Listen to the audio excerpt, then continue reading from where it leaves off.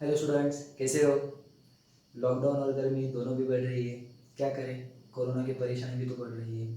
मेरा यही सजेशन है आपके लिए कि बस मान लो लॉकडाउन ख़त्म हो जाता है मई में या फिर उसके बाद भी 1 से 1.5 महीना घर से बाहर मत निकले, घर पे रहिए। ये आपके लिए सुरक्षित रहेगा। और उसके बाद में मतलब 1 से 1.5 महीना घर में रहने के बाद भी आप भीड़ वाली जो जगह है, जैसे मॉल हो, कोई बाज़ार हो, मेला हो, ऐसी जगहों पे जाइए मत। और पब्लिक ट्रांसपोर्ट से ट्रैवल मत कीजिएगा। That will be better for you. अगर आप सुरक्षित रहोगे तभी आगे फ्यूचर में अपने देश के लिए कुछ कर पाओगे। राइट। चलो फिर हम लोग स्टार्ट करते हैं हमारा स्टडी, जो कि हमारा टॉपिक चल रहा है मैथमेटिकल लॉजिक। लास्ट लेक्चर में हमने देखा था quantifiers, then duals, converse, inverse, contrapositive और एक्सरसाइज 1.3 भी हमने सॉल्व की थी। राइट। आज हम लोग देखेंगे कुछ इंपॉर्टेंट रिजल्ट्स, जिसके मैं प्रूफ नहीं दूंगा, उसके प्रूफ आपने करना है। एक असाइनमेंट रहेगी आपके लिए, प्रैक्टिस के लिए कर सकते हो। जो भी मैं फॉर्मूले लिखूंगा आपने क्या करना है, उनके ट्रूथ टेबल ड्रॉ करो। आपको पता चलेगा ये फॉर्मूले ट्रू है, मतलब ये फॉर्मूले वहाँ पे वेरीफाई कर सकते हो आप। ओके, चलो सबसे पहला रिजल्ट हम लोग देखेंगे। P conditional Q is equal to negation of P और Q। अगर आपको याद होगा निगेशन का, तो इसका थोड़ा सा रिलेशन है। Negation of P conditional Q हमने लिखा था कल मीन्स लास्ट लेक्चर में, P and negation of Q। अभी इसका निगेशन करोगे तो आपको ये मिलेगा, क्योंकि निगेशन का निगेशन जो होता है, मतलब हम लोग ऐसे लिख सकते हैं negation of negation P is equal to P। तो इस तरीके से इसका निगेशन अगर करोगे, मतलब ये P कंडीशनल Q चाहिए तो इसका फिर से निगेशन करोगे तो आपको ये मिल जाएगा। एक जस्ट मैंने रिलेशन बता दिया। इस तरीके आप डायरेक्ट ट्रूथ टेबल से करोगे तो भी आपको आंसर मिल जाएंगे। ओके, अपने ट्रूथ टेबल से ही करना है। चलो अभी सेकंड देखेंगे हम लोग। P bye conditional Q is equal to P conditional Q and Q conditional P। P bye conditional Q is equal to P conditional Q and Q conditional P। Right. Then third है P और Q condition Q and R is equivalent to P और Q and P और R। ये जो distributive law है, distributive law मतलब क्या, P और Q और P और R। मतलब जैसे हम लोग नॉर्मल एडिशन सब्ट्रैक्शन में करते A इंटू बी प्लस सी, तो हम लोग ऐसे करते ए बी प्लस ए सी। उसी तरीके से सेम ये दोनों डिस्ट्रीब्यूटिव लॉ जैसे ये, इसका क्या होगा P एंड Q और R। So P and Q and P and R और बीच में R। इस तरीके से इसको डिस्ट्रीब्यूशन लॉ, डिस्ट्रीब्यूटिव लॉ बोलते हैं हम लोग। जैसे वेक्टर्स में भी देखा है हमने, जो 11 में वेक्टर्स देखा था उसमें भी है। चलो हम लोग देखेंगे नेक्स्ट फॉर्मूले। अभी मैं आपको यहाँ पे कुछ लॉस बताऊंगा, मतलब वो लॉ जो है हम लोग एग्जांपल सॉल्व करने में, जो कि हमें कोई रिलेशन दिया है कि prove that this equivalence is logical equivalent. तो अगर दोनों साइड अगर आप, और by using without using truth table, sorry without using truth table, तो आप ये जो फॉर्मूले मैं बता रहा हूँ ये फॉर्मूले वहाँ पे यूज कर सकते हो। सो सबसे पहला देखेंगे हम आइडेंटिपोटेंट लॉ। आइडेंटिपोटेंट लॉ मतलब क्या, P और P is equal to P। और सेकेंड है P and P is equal to P। इसको बोलते हैं हम लोग आइडेंटिपोटेंट लॉ। ये दो है, मतलब P और P मतलब ट्रू और true, true true and true, true false and false, false false और फॉल्स, फॉल्स। इस तरीके से इसको बोलते हैं हम लोग idempotent law. Then commutative law. Commutative law मतलब क्या होता है, P and Q is equal to Q and P। और हम लोग और वाला भी लिख सकते हैं, P और Q is equal to Q और P। इसको बोलते हैं कम्यूटेटिव। कम्यूटेटिव मींस उल्टा करेंगे तो भी सेम रहेगा, means A into B is equal to B into A. इसको भी हम लोग कम्यूटेटिव बोलते हैं। सो इसलिए हमने देखा था स्केलर्स में भी, स्केलर वेक्टर में जो फिजिक्स में था कि A dot B is equal to B dot A, but A cross B is not equal to B cross A. So इसको बोलते हैं ये कम्यूटेटिव है, ये कम्यूटेटिव नहीं है। ऐसा भी हमने लिखा था 11 के फिजिक्स में। राइट। चलो थर्ड लॉ देखेंगे हम लोग। थर्ड है एसोसिएटिव लॉ। एसोसिएटिव मतलब क्या होता है, ये देखेंगे हम लोग। Suppose P and Q and R। सो इसको हम लोग ऐसे लिख सकते हैं P and Q and R। और ऐसे और में भी लिख सकते हैं P एंड Q और R is equal to P और Q और R। इस तरीके से हम लोग लिख सकते हैं। सो ये होता क्या है एसोसिएटिव। एसोसिएटिव मतलब क्या कि तीनों में रिलेशन है और साइन सेम है। तो उस वक्त आप लोग क्या कर सकते हो, ब्रैकेट चेंज कर सकते हो। मतलब इन दोनों को हम लोग ट्रूथ टेबल में क्या करते हैं कि एक पहले बनाएंगे तो बाद में इसको ये ज्वाइन करेंगे। सो उल्टा भी करेंगे, मतलब पहले इन दोनों को करेंगे और बाद में इसको करेंगे तो भी चलेगा। इसको बोलते हैं एसोसिएटिव लॉ। एसोसिएटिव लॉ मतलब तीन सेगमेंट लेटर से उनके बीच में रिलेशंस हमने सेम कनेक्टिव से ज्वाइन किया है। सेम कनेक्टिव मतलब एंड है तीनों के बीच में। तो हम लोग पी क्यू देन आर या फिर पी उसके बाद क्यू आर ऐसे भी कर सकते हैं। ओके, समझ गया ना? वैसे और के लिए भी और एंड और के लिए हम लोग एसोसिएटिव लॉ फॉलो कर सकते हैं।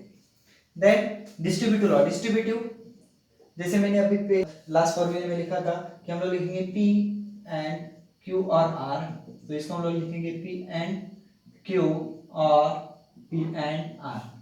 देन पी और क्यू एंड आर इसको बोलेंगे पी और क्यू एंड पी और आर। डिस्ट्रीब्यूटिव मतलब क्या करते हैं हम लोग, जैसे मल्टीप्लिकेशन और एडिशन, मल्टीप्लिकेशन बाहर रहता है और एडिशन ब्रैकेट के अंदर रहता है, उस तरीके से हम लोग कर सकते हैं कि पी एंड क्यू और R. So P and Q, P and R और बीच में रहेगा और। सेम यहाँ पे पी और क्यू एंड पी और आर और बीच में रहेगा एंड, इस तरीके से। ओके, और De Morgan's law. De Morgan's law भी हमने देखा था, negation of P and Q is equivalent to negation of P or negation of q, and negation of p or q is equivalent to negation of p and negation of q, इस तरीके से। Okay, next law देखेंगे हम लोग identity law. Identity law मतलब क्या होता है कि हम लोग सपोज p एंड हम लोग लिखेंगे t, p एंड t का आंसर आएगा p, मतलब p के ऊपर डिपेंड रहेगा आंसर। p अगर ट्रू आता है तो true and true true, p अगर फॉल्स आता है तो फॉल्स एंड ट्रू फॉल्स, इस तरीके से। मतलब p जैसे p का नेचर जो रहेगा वही आंसर रहेगा। वही हम लोग यहाँ पे और देखेंगे एंड का, p and f is equal to f। So p की वैल्यू कुछ भी रहे, ट्रू रहेगी तो भी true and false false, and false भी फॉल्स ही रहेगा। देन नेक्स्ट हम लोग देखेंगे p और p। सो इसका आंसर हमेशा ट्रू रहेगा, लेकिन p और f इसका आंसर डिपेंड रहेगा p पे, क्योंकि यहाँ पे अगर देखोगे एंड में एक भी अगर फॉल्स आता है तो आंसर फॉल्स आएगा, इसलिए ये यहाँ पे फॉल्स आएगा। ट्रू में एक भी ट्रू आता है तो आंसर ट्रू होता है, इसलिए यहाँ पे ये ट्रू आ रहा है। ओके, और इसलिए यहाँ पे जो एंड में यहाँ एक ट्रू ऑलरेडी है, तो p अगर ट्रू होता है तो ट्रू, p अगर फॉल्स होता है तो फॉल्स। सेम यहाँ पे भी अगर p ट्रू होता है तो ट्रू, p अगर फॉल्स होता है तो फॉल्स, क्योंकि यहाँ पे और है, और में एक एटलीस्ट वन ट्रू होना चाहिए और एंड में दोनों भी ट्रू होने चाहिए ट्रू के लिए। ओके, और फॉल्स के लिए एंड में दोनों फॉल्स, एक फॉल्स होना चाहिए और में दोनों भी फॉल्स होने चाहिए। ओके, नेक्स्ट देखेंगे हम लोग कॉम्प्लीमेंट लॉ। कॉम्प्लीमेंट मतलब क्या कि p and negation of p, p और निगेशन p का हमने कॉम्प्लीमेंट ले लिया, तो p अगर ट्रू होता है तो ये फॉल्स रहेगा और ये फॉल्स होता है तो ये ट्रू रहेगा। मतलब हर वक्त एक ट्रू अपने आप दूसरा फॉल्स हो जाएगा, तो वहां पे आंसर एंड में हमेशा फॉल्स आएगा।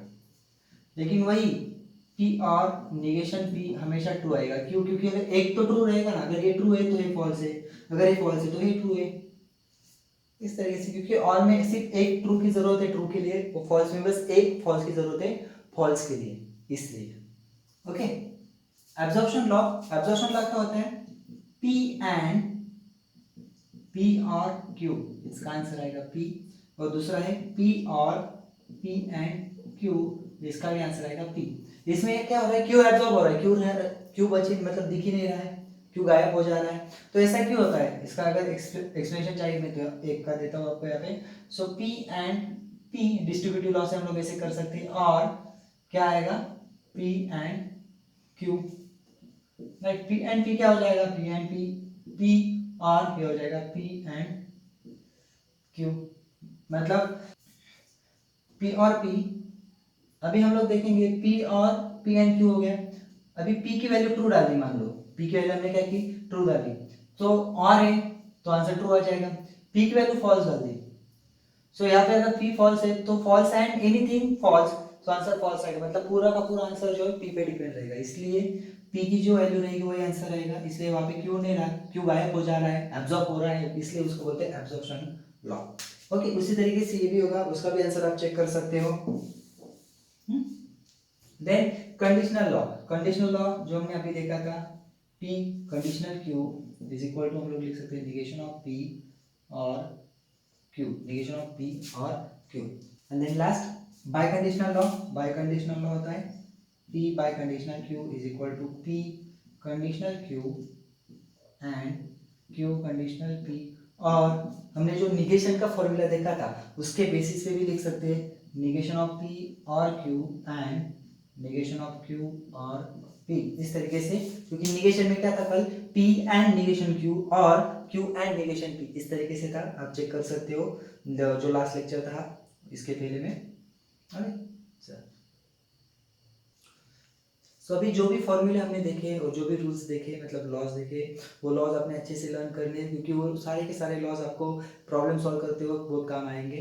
ओके, चलो हम लोग स्टार्ट करते हैं हमारी नेक्स्ट एक्सरसाइज 1.4, जिसका फर्स्ट क्वेश्चन है using rules of negation write the negations of the following. Okay, so इसमें सबसे पहला क्वेश्चन है हमारा negation of Q conditional P.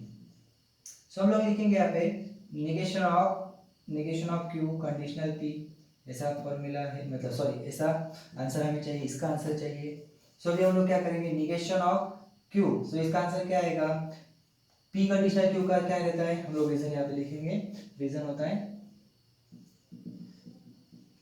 Negation of P conditional Q, negation of P conditional Q is equal to P and negation of Q.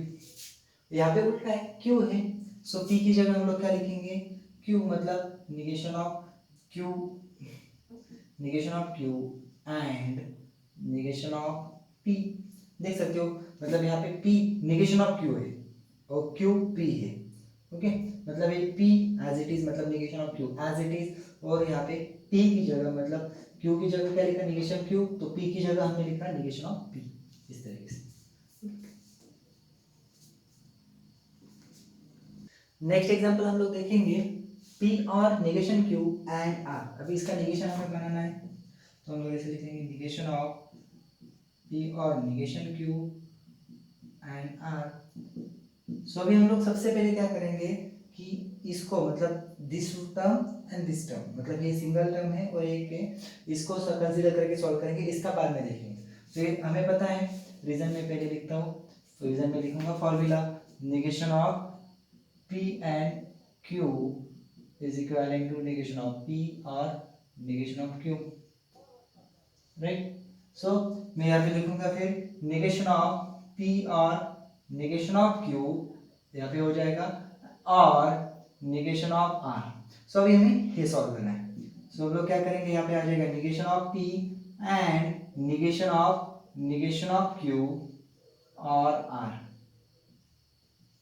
सो यहाँ पे reason क्या होगा, यहाँ पे रीजन होगा निगेशन ऑफ P और Q is equal to negation of P and negation of Q। Then यहाँ पे हमें पता है निगेशन ऑफ P और निगेशन क्या हो जाता है, फिर से सेम हो जाता है, मतलब negation of Q is Q, तो यहाँ पे होगा और R, या फिर रीजन लिखेंगे negation P is equal to P। Okay, so ये हमारा फाइनल आंसर, इसका निगेशन आएगा, इसका निगेशन आएगा ये। सो अभी हम लोग देखेंगे नेक्स्ट एग्जांपल, जो कि negation of P and Q, bracket में P एंड Q और P और निगेशन ऑफ Q। तो अभी हम लोग देखेंगे इसका निगेशन हमें बनाना है, so negation of P and Q और P और निगेशन ऑफ Q। सो अभी हम लोग क्या करेंगे, सबसे पहले इसका करेंगे, मतलब दिस और दिस। ओके, सो हम लोग पता है, हम लोग ऐसे लिखेंगे P and Q, so negation of negation हो जाएगा, मतलब ये निकल जाएगा। देन उसके बाद में यहाँ पे हो जाएगा एंड, और ये हो जाएगा निगेशन ऑफ P और निगेशन ऑफ Q। यहाँ पे रीजन लिखेंगे हम लोग negation of negation P is equivalent to P, और सेकंड वन है हमारा, मतलब एक्चुअली ये सेकंड था, और एक है P और Q निगेशन, इसका आंसर आएगा negation of P and negation of Q। इसके बाद में ये हो जाएगा P and Q as it is, और ये हो जाएगा negation of P and negation of Q का हो जाएगा, निगेशन ऑफ क्यू का निगेशन क्यू। देन इसके बाद में रीजन लिखेंगे हम लोग यहाँ पे, रीजन क्या आएगा, रीजन निगेशन ऑफ पी और क्यू क्या होता है, negation of P and negation of Q, और सेकेंड आएगा negation of P is equal to P. इस रीजन लिख सकते हैं। सो हमारा ये फाइनल आंसर रहेगा, इसके आगे हम लोग नहीं सॉल्व करेंगे, बस इतना ही। ओके, सो हमारा नेक्स्ट क्वेश्चन है, इफ मैन इज अ जज then he is a honest. इस सेंटेंस को मतलब इस स्टेटमेंट को हमें क्या करना है कि रिराइट करना है without using if then. Okay, मतलब ये जो स्टेटमेंट है इसको हमें इफ देन नहीं यूज करना है। तो हम लोग देखेंगे सबसे पहले इसको, कंपाउंड स्टेटमेंट जो है इसको हम लोग सिंबॉलिक फॉर्म में लिखेंगे। इसमें पी होगा मैन इज अ जज, और क्यू ही और मैन बोल सकते हैं इज ऑनेस्ट। सो इसका सिंबॉलिक फॉर्म हो जाएगा, सिंबॉलिक फॉर्म हो जाएगा पी कंडीशनल क्यू। सो अभी इसको क्या करना है हमें, इसको हम लोग ऐसे लिख सकते हैं, पी एंड क्यू को हम लोग लिख सकते हैं पी निगेशन ऑफ पी और क्यू, निगेशन ऑफ पी और क्यू। सो हम लोग क्या करेंगे, अभी इसको फिर रिराइट करेंगे। तो आंसर रहेगा हमारा कि निगेशन इफ, सॉरी इफ नहीं रहेगा, मैन इज नॉट जज, और निगेशन ऑफ पी मतलब जो पी है, मैन इज नॉट अ जज और ही इज हॉनेस्ट, और ही इज ऑनेस्ट। एक तो जज नहीं है या फिर ऑनेस्ट, इस तरीके से हम लोग लिख सकते हैं। ओके, अभी हम लोग देखेंगे इस एक्सरसाइज का थर्ड क्वेश्चन, जो कि है without using truth table prove the given relation. मतलब जो हमें एक लॉजिकल इक्विवेलेंट दी है वो रिलेशन हमें क्या करना है, ट्रूथ टेबल यूज नहीं करना है, ऐसे ही प्रूव करना है by using some formulas and law, जो मैं हमने इस लेक्चर के स्टार्टिंग में सीखे थे। मतलब तभी मैंने बोला था कि ये फॉर्मूले हमें बहुत ज़्यादा काम आते हैं तब जब बोला जाता है कि without using truth table prove that, और without using truth table solve something. तो आपको क्या करना है, सो अभी ये रिलेशन प्रूव करना है जो कि ट्रूथ टेबल यूज नहीं करना। तो हम लोग क्या करेंगे, यहाँ पे LHS लेंगे, LHS आएगी P bye conditional Q, right. So इसको हम लोग लिखेंगे निगेशन ऑफ P और Q and negation of Q और P। इसको हम लोग नाम लेंगे बाय कंडीशनल, जो उनके नाम है वो लिखना है। अगर बाय कंडीशनल लॉ मान लो ऐसा हो जाता है कभी कभी नाम याद नहीं आता, तो आपने क्या करना है, जो फॉर्मूला आपको याद है वही लिख दो डायरेक्ट, तो भी चलेगा, तो भी आपको मार्क्स मिल सकते हैं। ओके, सो अभी हम लोग क्या करेंगे, डिस्ट्रीब्यूटिव लॉ यूज करेंगे। डिस्ट्रीब्यूटिव लॉ मतलब क्या करेंगे कि दिस, ओके, ये और ये दो टर्म है, इसमें से एक टर्म को हम लोग स्प्लिट करेंगे। देखते हैं, चलो हम लोग इसको स्प्लिट करते हैं। अभी हम लोग क्या करेंगे, निगेशन ऑफ पी और निगेशन ऑफ पी और negation of q और p, okay, then and ये आएगा q, okay, q and sorry यहाँ पे थोड़ा सा गड़बड़ हो गया, negation of p and है यहाँ पे p and ये, और यहाँ पे हो जाएगा और यहाँ पे q and negation of q और p, मतलब ये एक रिलेशन हो जाएगा और ये एक हो जाएगा, राइट। इसको हम लोग बोलेंगे डिस्ट्रीब्यूटिव लॉ।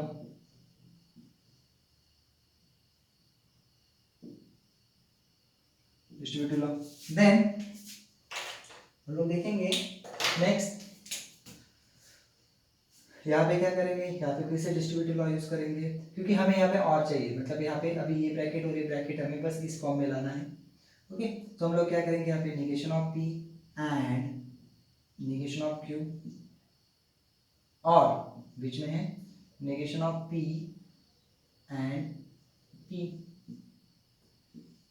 ओके, और फिर से यहाँ पे Q and negation of Q और मतलब Q एंड Q और Q एंड P, बीच में रहेगा और, okay, Q and P, okay. Same यहाँ पे डिस्ट्रीब्यूटिव लॉ ही हमने यूज किया है फिर से। अभी हम लोग क्या करेंगे, negation of P and P, negation of P and P क्या आता है, हमेशा फॉल्स आता है, तो हम लोग यहाँ पे लिखेंगे negation of P and negation of Q, right, और फॉल्स, ओके। देन यहाँ पे negation of Q and Q भी हमेशा आएगा फॉल्स, और Q एंड P। सो ये कौन सा लॉ है जो हमने लिखा, कॉम्प्लीमेंट लॉ, इसको लिखेंगे complement law, complement law, okay. So अभी P और F और एनीथिंग और F क्या होता है, मतलब P आ जाता है, या फिर जो भी हमारा स्टेटमेंट हमने देखा था, स्टेटमेंट लेटर जो भी था, P और F P। सो मतलब ये F यहाँ पे एलिमिनेट हो जाएगा, क्योंकि और में F को ज्यादा इंपॉर्टेंस नहीं दिया जाता, और में, राइट, और में T को ज्यादा इंपॉर्टेंस दिया जाता है। तो और में अगर F होता है तो फर्क नहीं पड़ता, और में अगर T होता है तो आंसर T आता है, राइट। अगर T नहीं होता है तो आंसर F आता है, मतलब दोनों F हो गए तभी F आएगा। सो इसलिए यहाँ पे इसका आंसर आएगा negation of P and negation of Q, okay. Then यहाँ पे और here और as it is, देन यहाँ पे फिर से सेम, यहाँ पे आंसर आएगा Q and T, यहाँ पे उसको क्या बोलेंगे, आइडेंटिटी लॉ, आइडेंटिटी लॉ होता है वो। और अभी हम लोग देखेंगे, अभी तो हमें आंसर मिल गया, बस उल्टा करके लिखना है, तो हम लोग लिख सकते हैं, मतलब इसको भी लिख सकते हैं P एंड Q, और इसको भी हम लोग इसको ऐसे लिखेंगे, और negation of P and negation of Q, इसको बोलेंगे कम्यूटेटिव लॉ।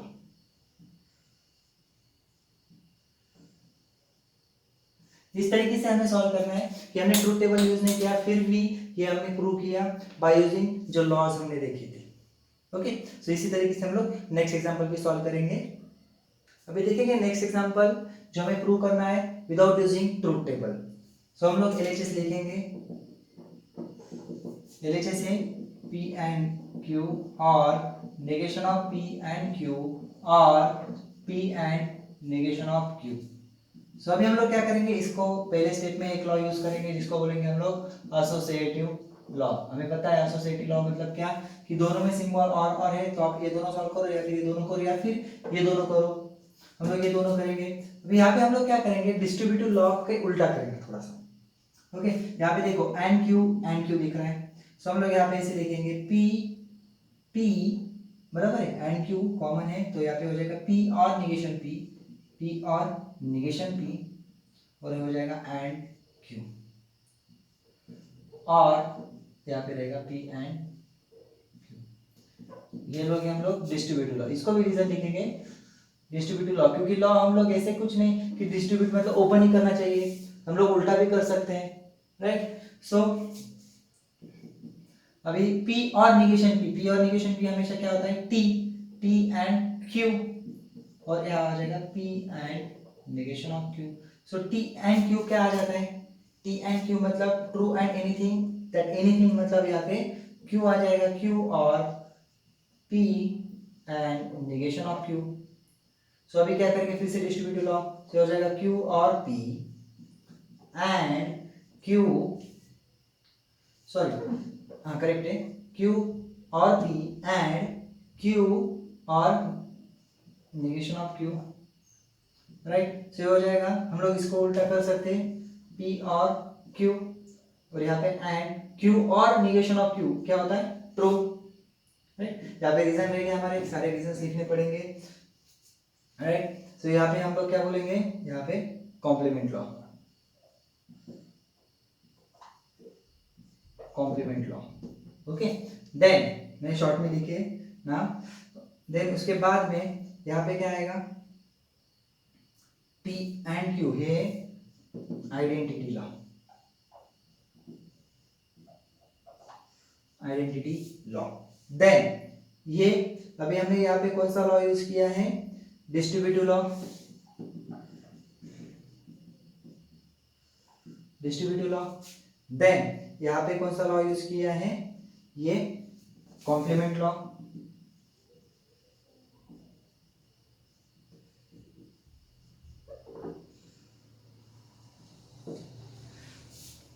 अभी कौन सा लॉ यूज करेंगे फिर से, आइडेंटिटी लॉ,